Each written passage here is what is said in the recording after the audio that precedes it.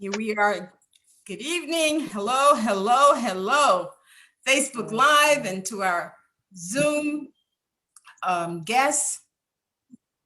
Here we are in this month of Black History on Mothers and Daughters, Candid Conversations.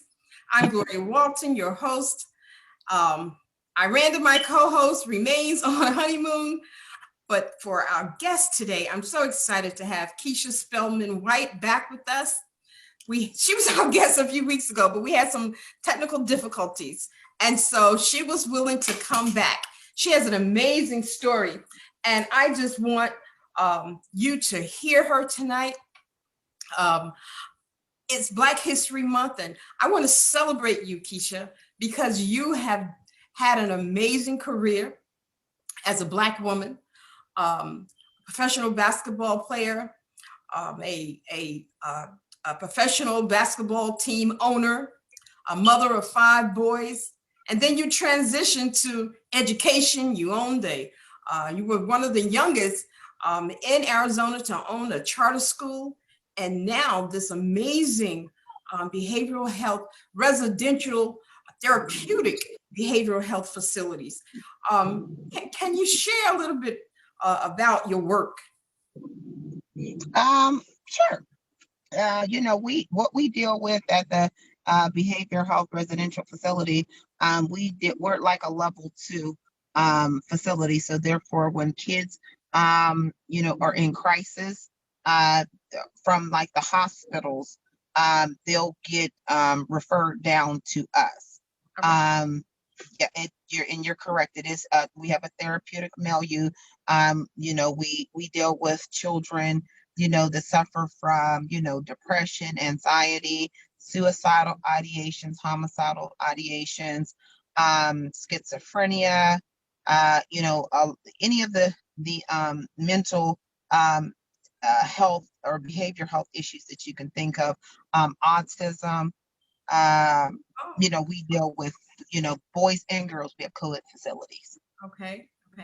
And now you currently have one facility, but you have 2 facilities, and you are expanding into the state of Texas. Correct. Yes, into East Texas. We plan on expanding. The COVID pushed it back because it was supposed to be in November of this past year. And it'll probably, hopefully, if it gets, a little bit better around like the July, probably June or July, we'll be moving into East Texas. And that's a 68 bed facility that's out there in East Texas that will be at near the Lufkin area. So. So, what's the criteria for your program? Just the criteria is that, the children, for whatever reason, they're not safe to be in their own home. And so if they're not safe to be in their own home, then, they refer them to us. So that we can equip them with coping skills. We have the traditional family model that we house, just to help them fit back into the dynamics of a family. So sometimes, when they get finished successfully with our program, they will go down to a lower level of care. A lot of times it is home, but sometimes it is to maybe a foster care or a therapeutic foster home. But we do have about a 97%. Last time I checked, it was like a little over 96%, but success rate in our kids successfully completing our program and getting having us refer them down to a lower level of care. That's an excellent success rate.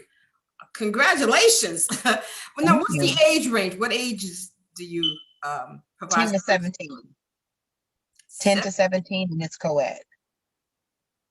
Woo! I've worked at co-ed shelters before. That is a hard task because you have that age, you have the preteens, wanting to be the teens, and okay, well, congratulations again. Now, how long can they stay at your facility? Some of them, have stayed as little as 30 days, which they disrupted. But typically the program is from anywhere from 6 months to a year. We do have a kid that next month will have been with me 2 years, but that's like an extraordinary case. Typically, it's about about a year. Typically, it's the average length of stay. So is the Child Protection Services your referring agency, or will you accept private referrals from parents themselves? The Right now it's we go through Medicaid, so it's the different health plans and the different home health agencies. They refer. We don't really take private referrals at this time, but we definitely want to expand to do that actually in the near future. But for right now, we don't. Okay, and what about education? Um, the, the Yeah, the kids they go to the local school districts. We enroll them in school. And then they'll go to school. Or we do have like for the older kids, a lot of times they've bounced around so much, they don't have enough credits to like graduate. So Yeah. we'll stick them into a local recovery program where they can go at their own pace, and then we get them extra tutoring so that they can actually get up to snuff where they're graduating on time. Okay. Can you share we spoke about one of your latest success rates. Can you tell me about that young lady again? Oh, definitely. Yeah, she came to me. She was referred from the hospital. She came to me, um, depression, anxiety, and suicidal ideations.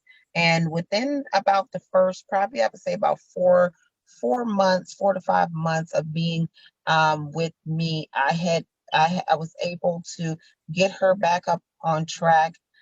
She won out of the four universities that are here in Arizona, the state of Arizona. She had gotten scholarship offers from each one of those universities.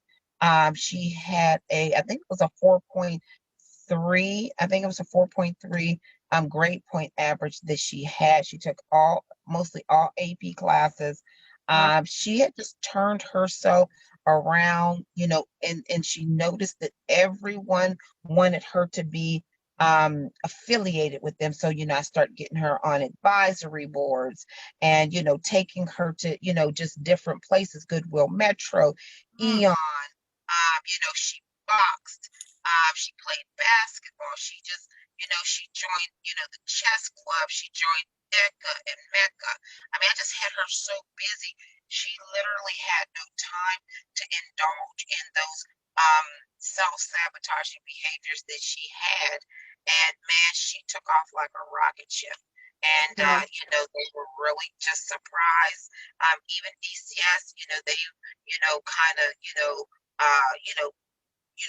oh, we want her to speak here and do this and do that and stuff like that. So I Yeah. mean, she just took off like her. It just took someone to open her eyes and to just turn her. We just met her head on, boom, and turned her back on track. Because like I told her, I said, here you don't have an option to fail.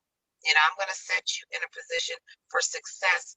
And if you choose to fail, then that's what you're going to choose to do. But while you're here, so failure's not an option when you're here Yes. with me.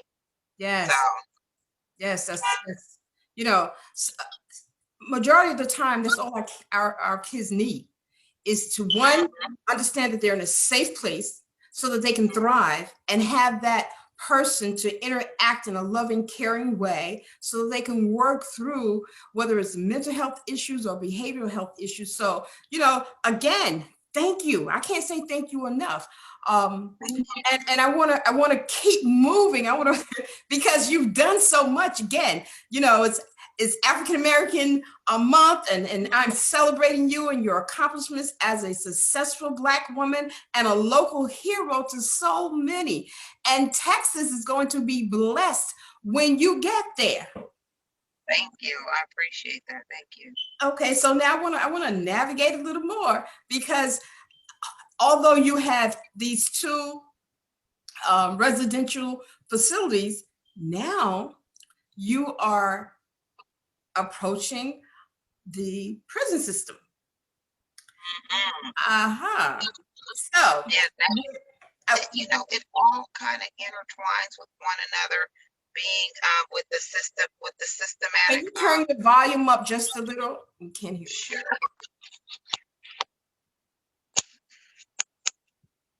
Hold on 1 second. Let's see. My other one. Get my other phone. Can you hear me now? A little better. Okay. Okay. Hello. Can you hear me? I did put you up a little bit closer. It doesn't open. Um, each stage of my life, it's kind of an institution that I've been in, whether it's school or whether it's in it's in school, in, basketball, and then getting into the mental and behavior health field. They're institutions. So, we're trying to ultimately keep them out of the prison institution. So it kind of intertwines kind of with what I'm doing, because that's the ultimate goal, is to give the kids something, um, for them to sustain them, so that they're not getting into trouble, and they're not getting involved in any of the extracurricular activities that can go wrong. So Yes. getting into prison reform, of course, I have family members that are in prison. We've lost kids to the prison system, unfortunately. So in getting back into things, um, you know there's come, it kind of just fell into my lap, that the Elton McKeechin story, because, for his first time offense, he's been given 54 years. And, as a first offense, yeah, he did rob a bank with a BB gun, but nobody was hurt. But to get 54 years, I mean, it just makes you like, oh my gosh, because, that could be any of our children. Now, And Elton is incarcerated in Virginia, right? Let me make sure that I have the story. He's incarcerated in Virginia, and he was sentenced to 54 years. 54 years in prison. But the backstory that intertwines him with the mental and behavioral health is, at 13, he witnessed his mother getting shot and killed. She laid in his arms and died in his arms. And, she was rushed to the hospital. Of course, she was pronounced dead, at the hospital. But this 13-year-old child, this 13-year-old child held his mother, with her, like one of her elbow that was hanging out the socket and stuff like that. And, him and his brothers witnessed this, and it was never, ever addressed. So this child grew up not knowing why he just went into blind rage, not knowing why he was always depressed, why he was always anxious, why he had PTSD every time he heard some loud noises. He didn't know any of this were mental health issues, because he, was just shuffled from home to relative to in and out the foster system, never getting this problem addressed. And just like he said, it doesn't excuse what he did, because he made a choice to do what he did. However, it, now that he goes through therapy and he's getting, he's gone through self-help and stuff like that, he's starting to realize where a lot of these, impulsivity and these, the irrational thoughts and stuff that he used to have, and how angry he was, where it comes from. And that's what I see on a daily basis, dealing with the children that I deal with.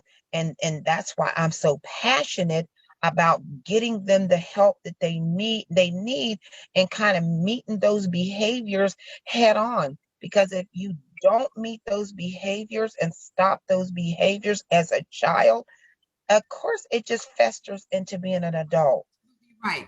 And for so long, you're talking about 50, he was 13 when he went into jail. No, he was 22 when he went into the 22. prison system, but he was 13 When when this he witnessed his mother being killed, had being this murdered, excuse me, being murdered. 13, he had this traumatic experience. And Absolutely. you know, particularly for marginalized communities, our communities, Black and Brown communities, our children and adults alike, the sentencing was and is totally disproportionate. And so Mhm. when children, when the sentencing occurs and they're incarcerated, um, only most recently have they actually started considering the the the the traumatic experiences that our young people have had. And so Mhm. something like this is a perfect example. He witnessed his you said that he held his mother's arm. So that was during her death. How traumatic can that be? And so I'm what I'm hearing is that that trauma was never treated. It was never addressed. Never, And so never.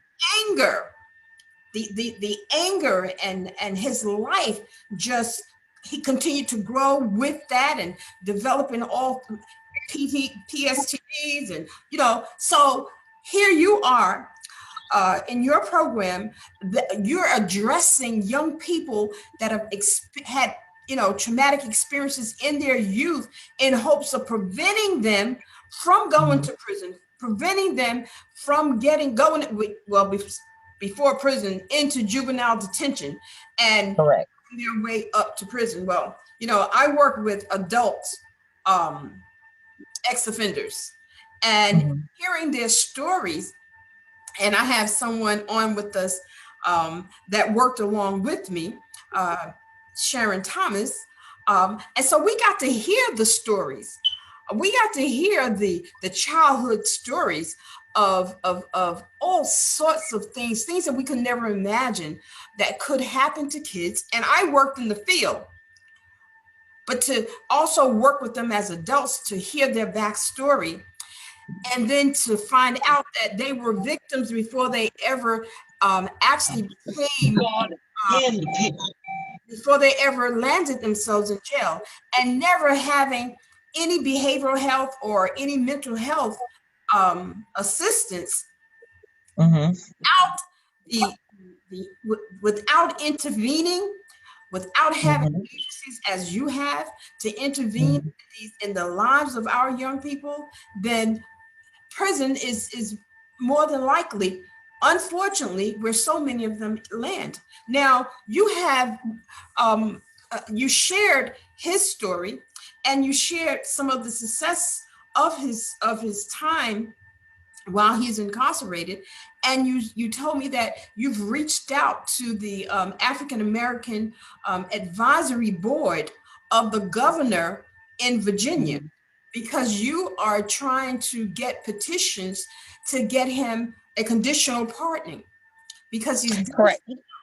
yeah Yeah. He- he's I think that to hear his story. And Mhm. from what I read, there was never any psychiatric assistance, no mental health at all. Then, I'm not the governor and I can't make those kinds of decisions, but I think that it is something worth standing for. And so back to you, because I'm tracking you.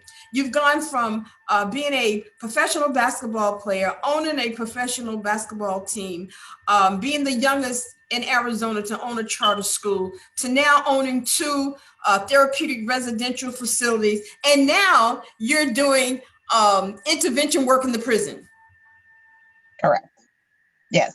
That's an amazing, that's, yes. And they're all tied together, you know. They're I think they're we, all tied together. yes, I think we agree that beginning at the residential facility, if there's no intervention there, then Correct. unfortunately, so many of them do end up in jail. But the theme here in this conversation pertaining to Elton is his name? Elton. Uh-huh. Pertaining to Elton is the sentencing disparities. You know, and I know that there's been some criminal justice reforms and some sentencing changes, but it just Mhm. seems, 54 years to be sentenced. Have you received any response from the American Advisory Board? I just reached out to them a couple days ago, so I haven't heard. Well, actually, I'm sorry, yesterday I actually sent the email to them. Um, but the thing of it is he has an attorney that has filed the petition. It's a conditional pardon for him. And it goes to the governor. And the African American Advisory Board, they're a committee for the governor. So that's why I chose to petition them, because as African Americans, they can more relate to and understand, how you know how it is growing up as a black male in America. Those sentencing guidelines and different things, those were 21 years ago. So, all the new legislation and the new rules and, all of the new changes and reform that has gone on, that is current. So, all the people from before are kind of getting left behind, because if it's not reevaluated, then, those old strict and stringent guidelines from before are what, and those old, prejudicial, guidelines from before, it's just like well, they're inmates, oh, they're, just leave them behind. That's not fair. So this conditional pardon is on the governor's desk. Mhm. And that's why I'm reaching out to people, and the African American board, to the Commonwealth secretary, that they need to look at his petition and actually really consider it. He has been a model prisoner. He had been, it's 20 years. We understand, nobody is saying that, a crime wasn't committed, because a crime was committed. It was a nonviolent crime. However, you know, typically you see, a crime, and it's really crazy. Like for instance, rape, it's like 9.8 years that they get, Right. or like murder. It's weird how they say, the different crimes that are more ethnic get way more time than crimes that are considered to be, white. And we don't want to be racist, or we want to be politically correct, but sometimes we just got to be honest with ourselves. And that's what we have to be. You have to call a spade, and you have to tell it how it is. They can, just like, there was another instance, that the one that I told you to, Mr. Alvin Tony. Alvin Tony has gotten he was locked up at 15, serving 46 years, when he's not even, the witnesses that were there said that it wasn't him. So it's just, you know, okay, a crime was committed, okay, but we need to be fair. Somebody having to serve 20 years of their life, it's just kind of excessive, and I'm not, here to judge anyone, but it gets, it seems like that the just black males are just treated so much more harshly, when a lot of times, if they're just taken and given an opportunity to reform themselves, or rehabilitate themselves, and you give them something, like to be proud of and to work for. That really, I mean, I see it in mental and behavior health. It curbs a lot of that, hostility that they grow up with, and that they have, as a Black woman, I can relate and I understand, you know, a lot of people that are not like us, they don't understand the hardships, and nobody wants anybody's pity, but it's hard to grow up as a colored person in America. We see it every day. You experience it every day. So We you make know Can we make this conversation intentional? You spoke about fairness. The truth of the matter is that the penal system has never been fair to African Americans. And so your desire to help both Alvin and Alvin, which is the second person that you're trying to help, and Mhm. is long overdue. And as much as there's prison reform. I'm not sure what's going on in Virginia, but there's federal prison reform going on, and they do need someone to advocate for them. I'm actually in Mhm. the process of doing something very similar for a young man.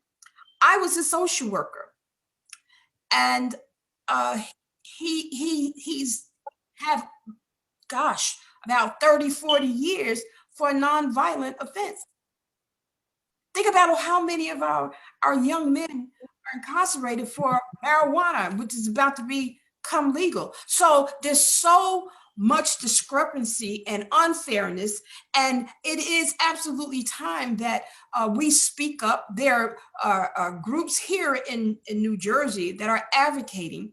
I do work sometimes with them that are advocating against for fair sentencing and different things that's going on here. And so I'm going to actually ask one of the lead persons here in Jersey whether or not there's a sister program in Arizona, maybe, or Virginia. Maybe I can put you in contact with them, and he can kind of guide you, because Thank you. we need advocacy, and we need people to stand up. And you're at the most vital point. You're with the youth, and so you have a great responsibility, but you need help. Absolutely. I think that Absolutely. this type of advocacy speaks to two things that, can I say, white America is interested in, and that safety, not that we're not interested in safety, but safety and money. um, Mhm. Things only change when you begin to identify the cost. That's right. And That's right. the prison system has cost our people, Black and brown people, not only their lives, um, but destroyed families. Separated families, and it's just true that more advocacy occurs. And not that everyone does not deserve a fair chance, but again, I'm being intentional. I'm talking about the Black and brown little boys and girls whose parents are incarcerated, who separate Mhm. because their parents are incarcerated. And I am not co-signing no type of crime. Okay, Mhm. but in all fairness, I stand with you that the system needs to be looked at, and I'd be very interested in, like I said, I'm going to ask, and I'm going to keep up with where you're at with this. Now, you wanted to make a plea. You asked me if I was a Delta. I'm not a Delta. So can you tell me why you were inquiring about a sorority? Well, I always look at, people's backgrounds, and I noticed that there were like four different deltas that sat on the African American Advisory Board, and I know, people you know, as human nature, they stick with their own.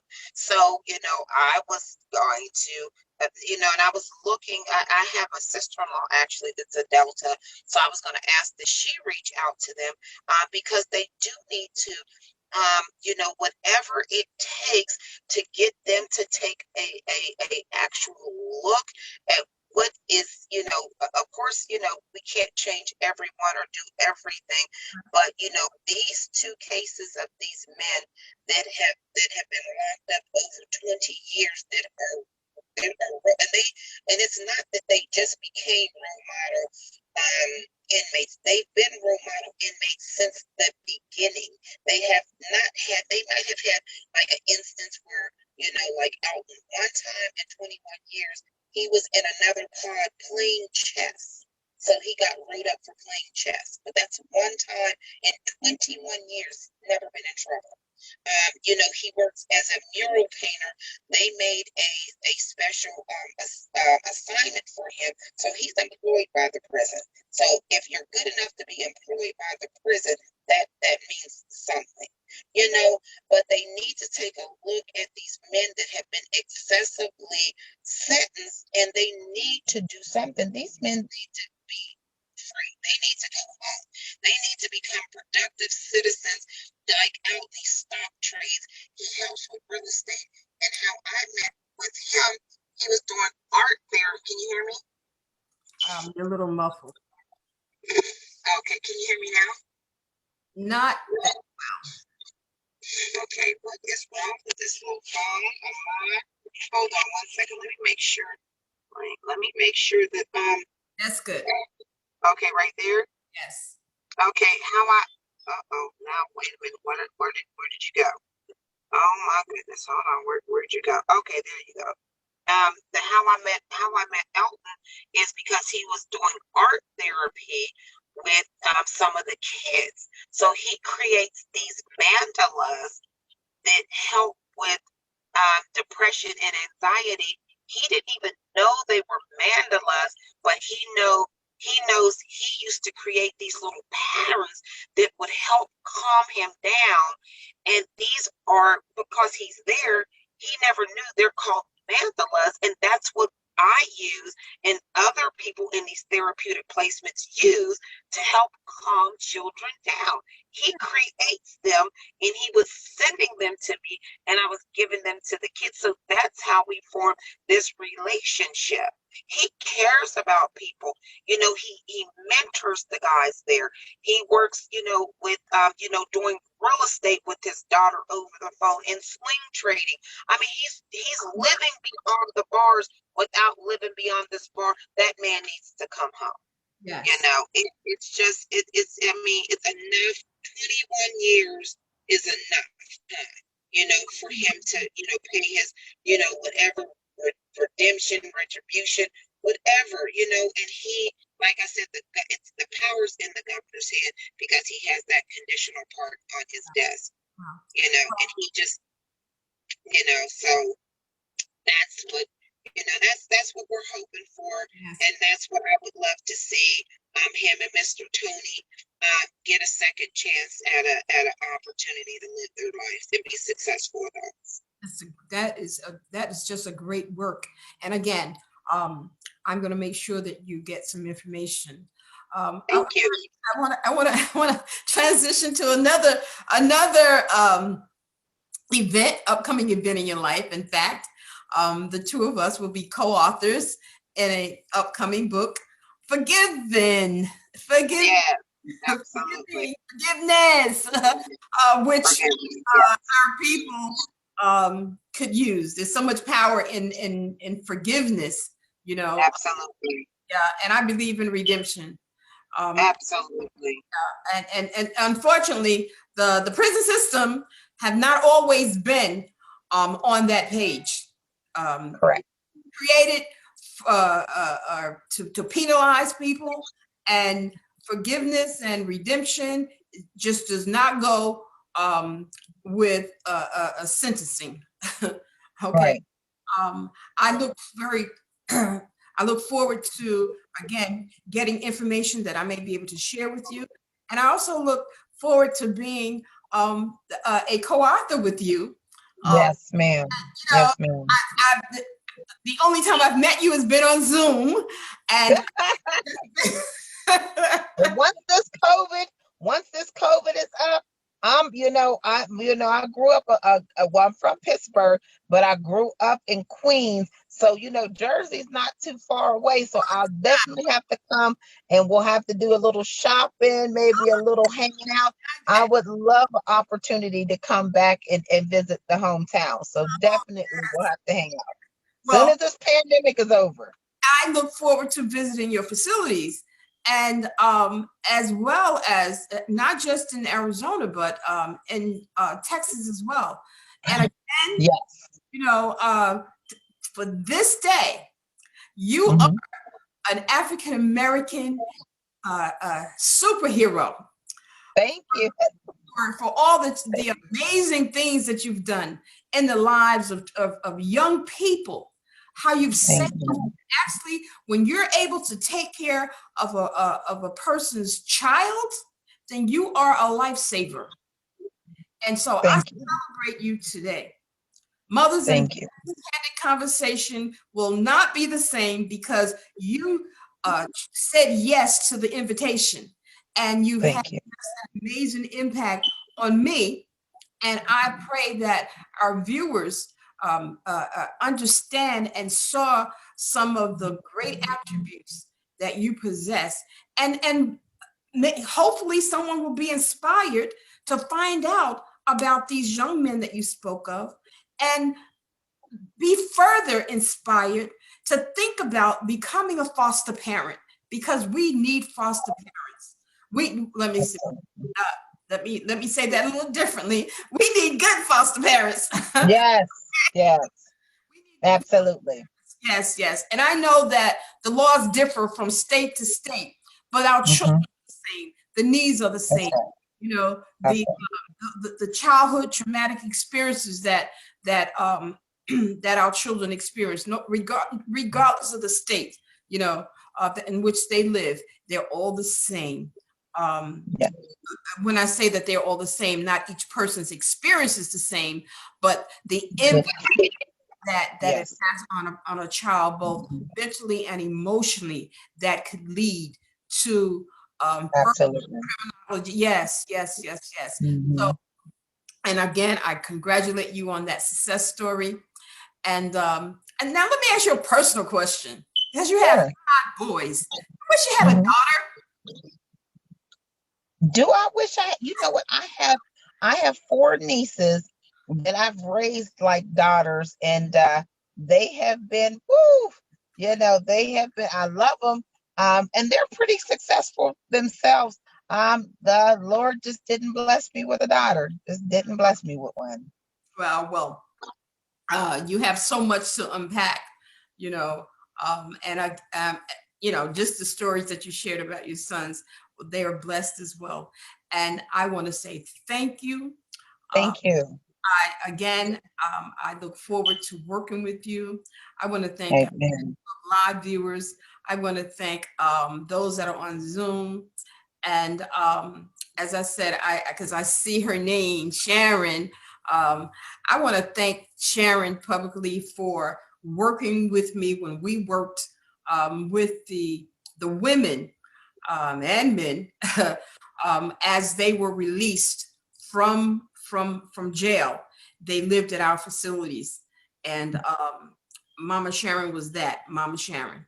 And so I thank her, and I want to thank my church, who gave us the opportunity to provide a safe place. Bethesda Baptist Church provided a safe place for the women when they were released. And we do have some great success stories as well. And on that note, thank you all for sharing in the moments tonight with Mothers and Daughters Candid Conversation. And I look forward to hearing from you and seeing you guys again at 8 p.m. every Thursday. Thank you. Enjoy and celebrate Black History Month. Those that are gone and those that are currently here with us, there's people community doing amazing things. Those heroes, you know, that are never made mention of because they do it from their hearts and they're in the background. So Mhm. I'd love to see and to hear that some of those in the background are being brought to the front and recognized for the work that they're doing. Thank you again and good night. Good night. Thank you so much, Miss Corey. I appreciate it and I'm honored. Thank you so much. You're welcome. God bless. Okay. Good night. Take care. Bye-bye.